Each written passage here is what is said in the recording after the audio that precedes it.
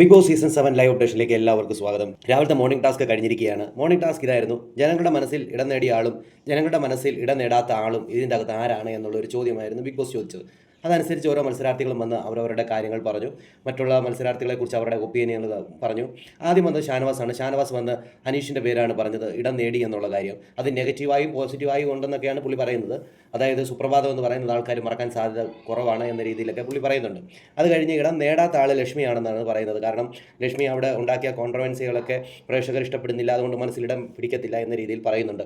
അത് കഴിഞ്ഞ് അക്ബറാണ് വരുന്നത്. അക്ബർ പ്രേക്ഷകരുടെ മനസ്സിലിടം നേടിയ ആൾ നെവിനാണെന്ന് പറയുന്നു. ലക്ഷ്മി ഇടം നേടിയില്ല എന്ന് പറയുന്നു. അടുത്ത നെവിൻ വന്നിട്ട് അനുമോളാണ് നേടിയതെന്ന് പറയുന്നു. നൂറ നേടിയിട്ടില്ലെന്ന് പറയുന്നു.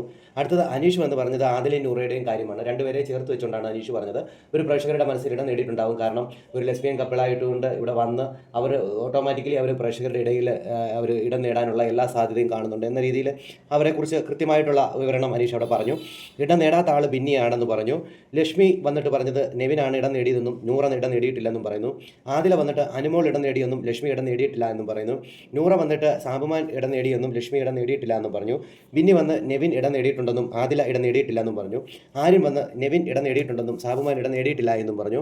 അനുമോൾ വന്നിട്ട് ഷാനവാസ് ഇടം നേടിയിട്ടുണ്ടെന്നും ബിന്നി ഇടം നേടിയിട്ടില്ല എന്നും പറഞ്ഞു. സാബുമാൻ വന്ന് ആര്യൻ ഇടം നേടിയിട്ടുണ്ടെന്നും ബിന്നി ഇടം നേടിയിട്ടില്ല എന്നും പറഞ്ഞു. ഒരു കണക്ക് പറഞ്ഞാൽ എല്ലാവരും ഇടം നേടിയിട്ടുണ്ടാകാം, എല്ലാ പ്രേക്ഷകർക്കും എല്ലാവരെയും ഓർമ്മ വെക്കും. പക്ഷേ ഇറങ്ങിക്കഴിഞ്ഞിട്ടും എത്ര നാൾ ഇത് മനസ്സിൽ നിൽക്കും എന്നുള്ള കാര്യമാണ് എല്ലാവരും ഓർക്കുക. കാരണം ഇത് ജയിച്ചു കഴിഞ്ഞാൽ അല്ലെങ്കിൽ ഈ ഒരു സീസൺ കഴിഞ്ഞ് കഴിഞ്ഞ് എത്ര പേരെ മനസ്സിൽ കൊണ്ടു നടക്കുമെന്നുള്ള കാര്യമൊക്കെ നമുക്ക് വരും വർഷങ്ങളിൽ മാത്രമേ നമുക്ക് അറിയാനായിട്ട് സാധിക്കുകയുള്ളൂ. കൂടുതൽ ബിഗ് ബോസ് ലൈവ് അപ്ഡേഷനായി ഈ ചാനൽ സബ്സ്ക്രൈബ് ചെയ്യാൻ മറക്കരുത്.